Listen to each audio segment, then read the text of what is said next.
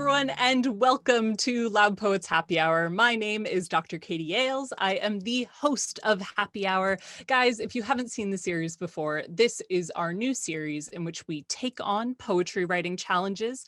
We invite you guys to write alongside us. We offer a little bit of guidance on how to complete the challenges, and we chat about it all with you. You can watch all of the episodes of Happy Hour linked in the playlist up there. We have such a special episode for you. I am so excited to share it with you today. Our current challenge is writing poetry inspired by science. It has been such a blast. I have been nerding out massively for the last week and a half, and I really hope that you're writing alongside us because this is just a challenge that you can approach from so many directions. It's been a lot of fun. You can watch my 5 top tips for writing poetry inspired by science at the link in the eye. Everything is also linked in the description below, guys. If you're enjoying Happy Hour, if you enjoy this video, please do take a moment to like the video and subscribe to the channel. It really does mean a lot. So this is our check-in segment of the show. And normally what we do in the check-in is I chat with one of the poets who is writing to this challenge, another member of the I Am Loud team. But for this challenge, I decided to shake things up a little bit because one of my pals, someone who I've worked with in the past, I'm going to overhype him here, but he is the master at challenges like this. He is someone whose whole wheelhouse is the intersection between science and poetry, and he's just a fantastic guy. So everyone, please join me in welcoming to Loud Poets Happy Hour, Dr. Sam Illingworth. Hey, Sam.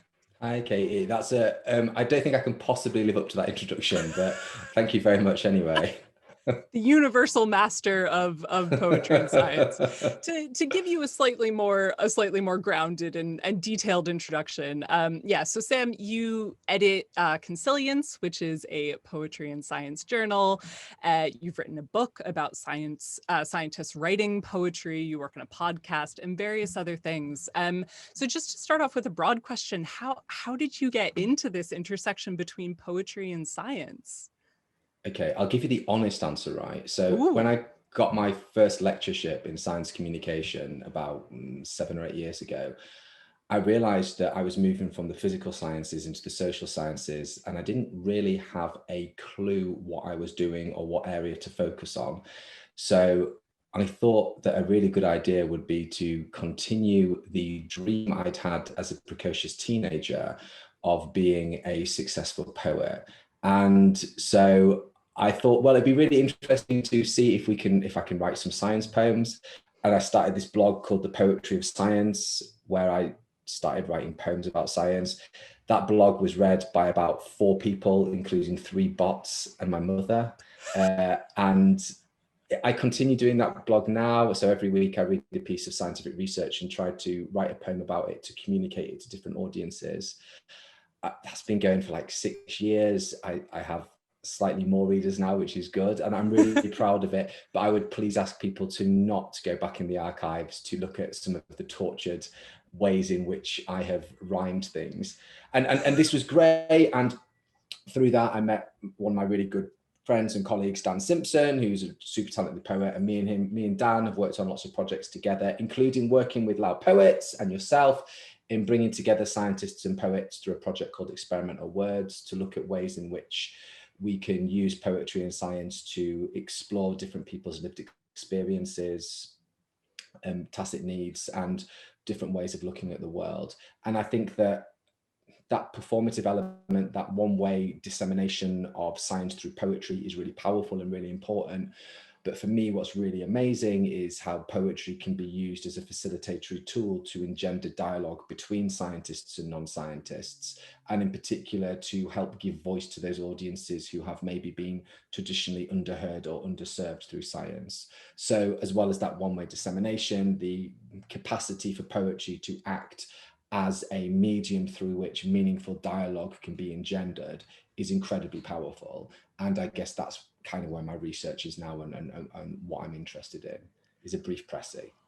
That's brilliant, though. And I mean, there's so much I want to pick up on there, but I love this idea of access being so central, because I know for myself, I'm someone who is terrified by science, putting it frankly, did not do well in science classes in school. I spent I've saved my physics binder from high school because all it is poems.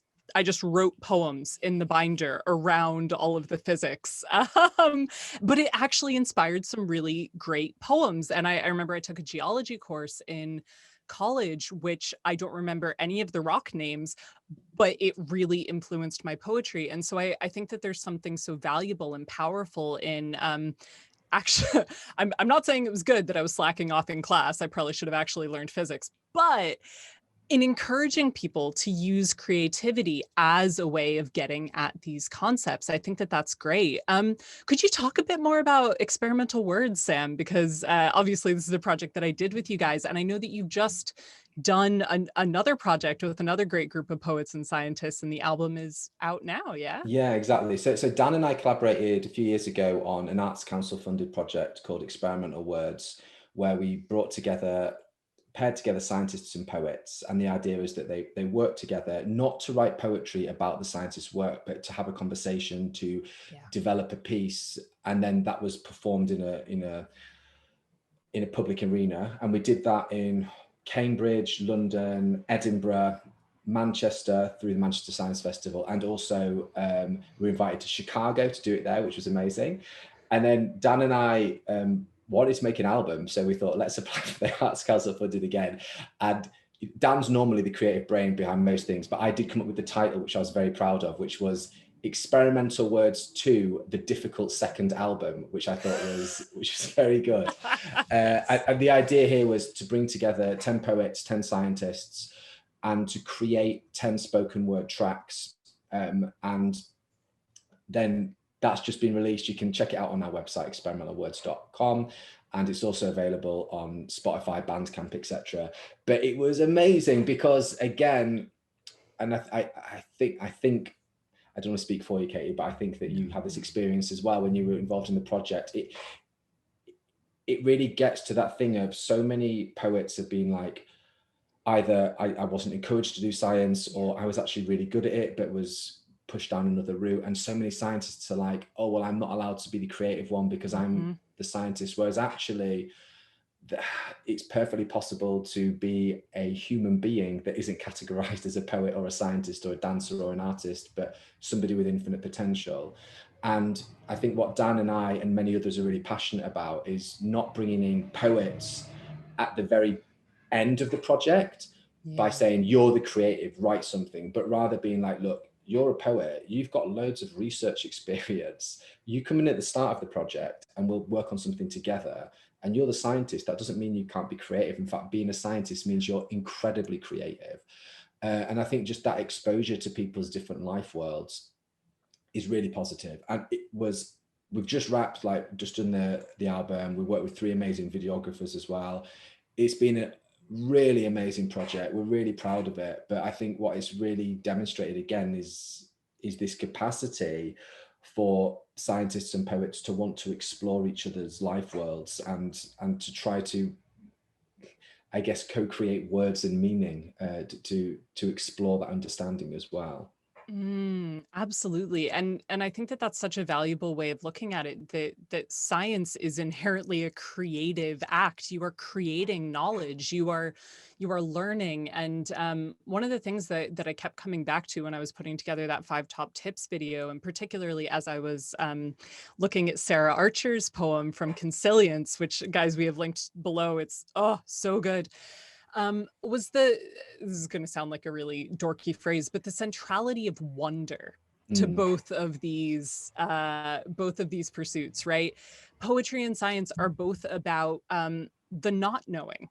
They're about what we don't understand and trying to unpack that, trying to unravel it. And I think that that's just so beautiful. It's something that they really have in common. And I remember so the scientist that I was paired for back in 2017 for Experimental Words was he studied the sky. this is going to be the worst bio ever given to this poor man.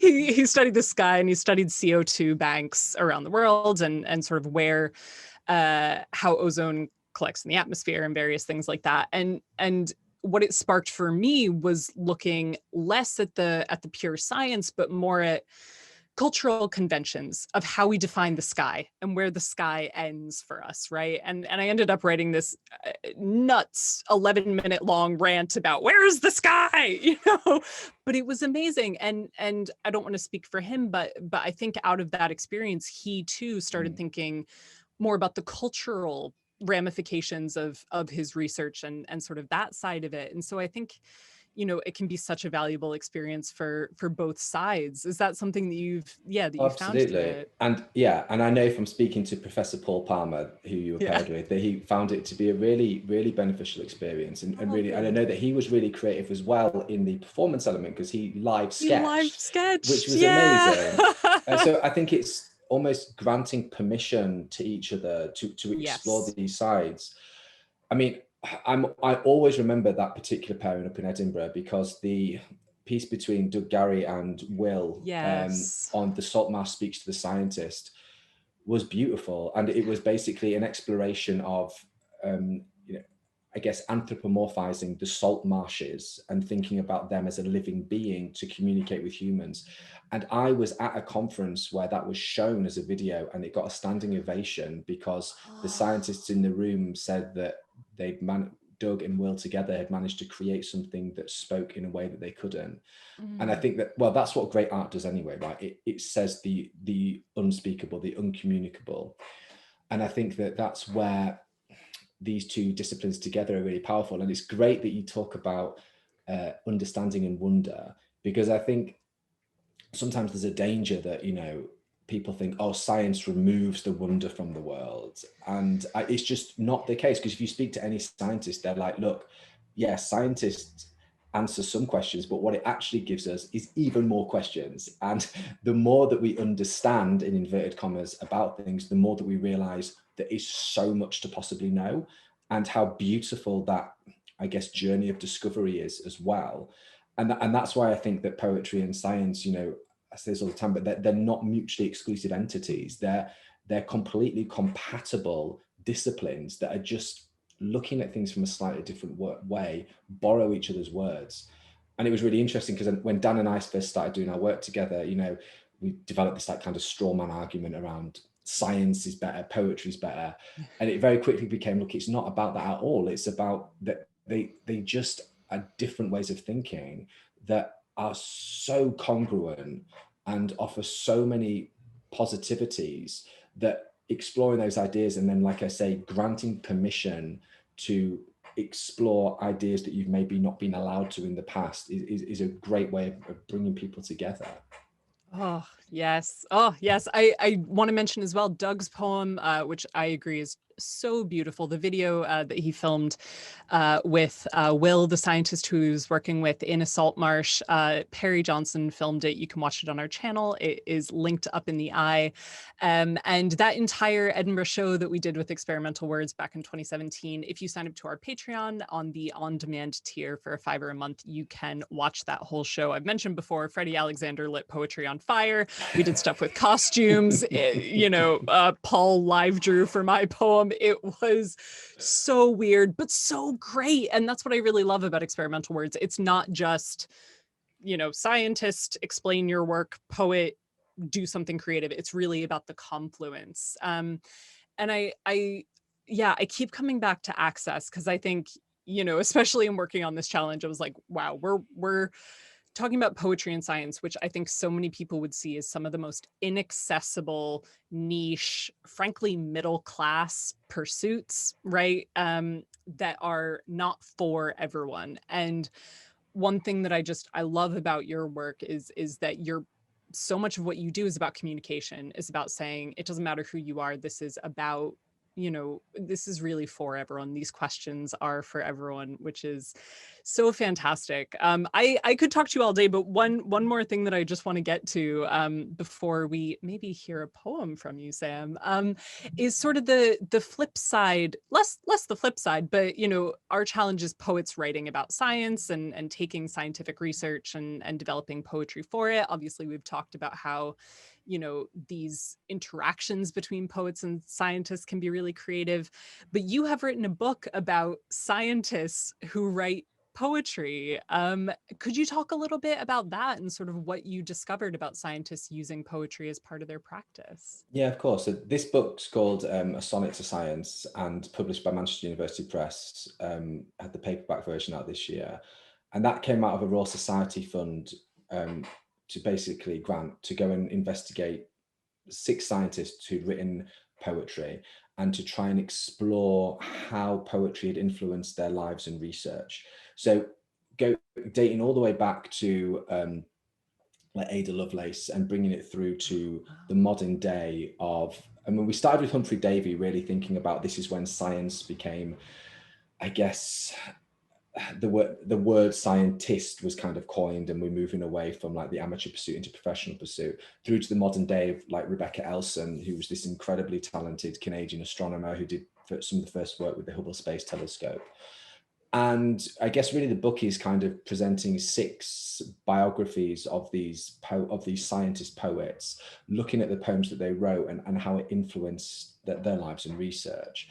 And like for me, it was really interesting because it really demonstrated that, I guess if there was like a central thesis through the book, it was that unfortunately all of these people had kind of been forced to choose between science and poetry.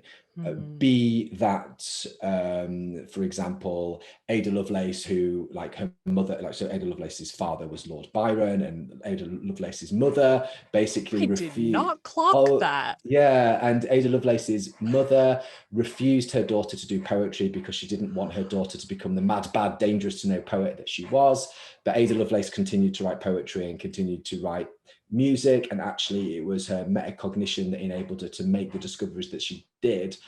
I mean, it's phenomenal, but she was kind of like denied that choice, and instead, bizarrely, in Victorian England, she was forced down as a woman, forced down the path of maths and science, which is just unheard of at that time, which is amazing. That is wild. That's so interesting. It's incredible. And then all the way through to Rebecca Elson, who again, a super talented poet, scientist, but imagine being a woman in the 1990s working in astrophysics, kind of showed some of her poems to her supervisors being like, what? And, tragic. And she writes beauty. She wrote beautifully. And I think it's just really sad because actually you can see that there's, and I talk about this in the book, but poetry really helps them to come to some of their conclusion. I mean, it's not quite that straightforward, but it's really beneficial. And I guess one of the things, I guess from my own research and from the things as well, is this idea, and this is what I encourage all viewers to do, right, is the idea of the incubation period. So let's say you're a scientist, and you're working on a problem, and this happens to me all the time, and you reach a brick wall. I mean, this happens to everyone, not just scientists.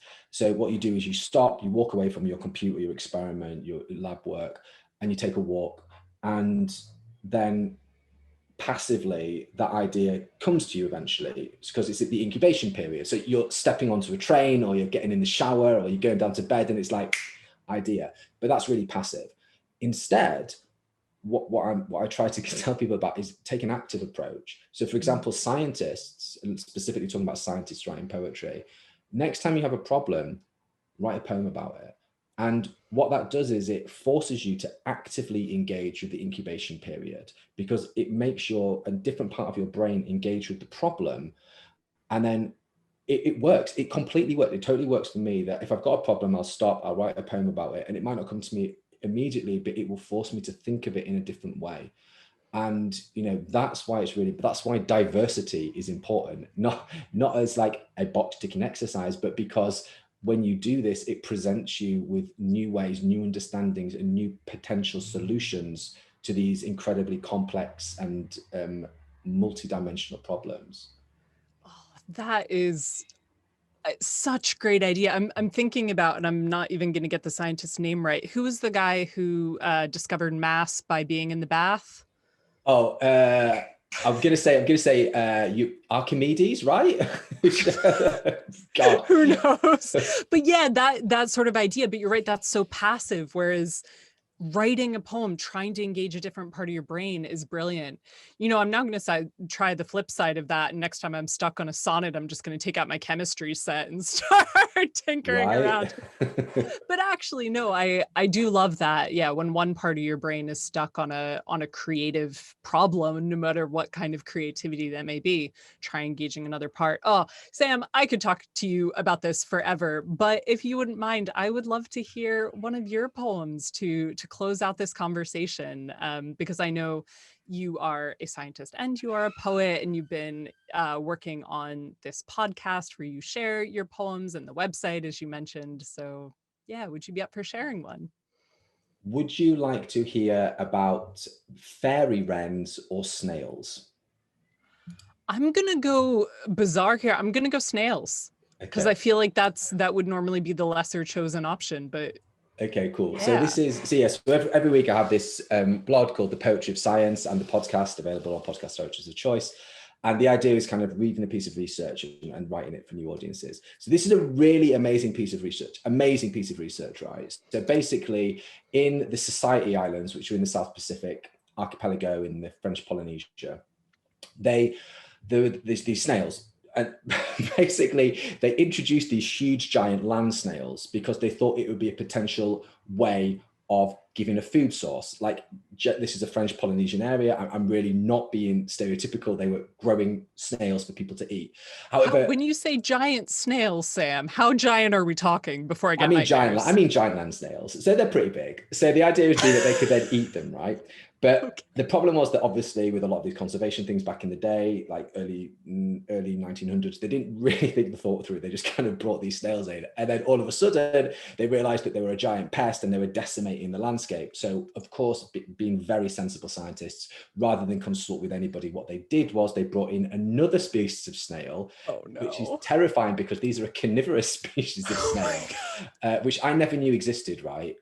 So this carnivorous species of snail, which is, I always forget the name for it, but it's the rosy wolf snail, right? So it's the rosy wolf What? snail. They brought the Wolf.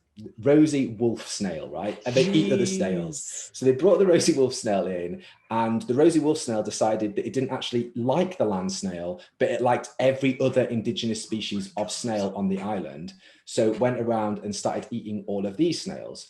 However, what this new research found was that one of these snails actually managed to survive. So this is called like the Partula hyalina. And this is really cool, right? So what they worked out was that this snail had like a white shell. So snails normally live in the forest canopy because they can't get too much sunlight, because then they overheat. Because if you imagine their shells are quite dark, which means they absorb a lot of radiation, heat radiation. But this white species of snail has a white shell. So actually it's able to survive on the forest fringes much more, which is where the rosy wolf spider can't come and eat it.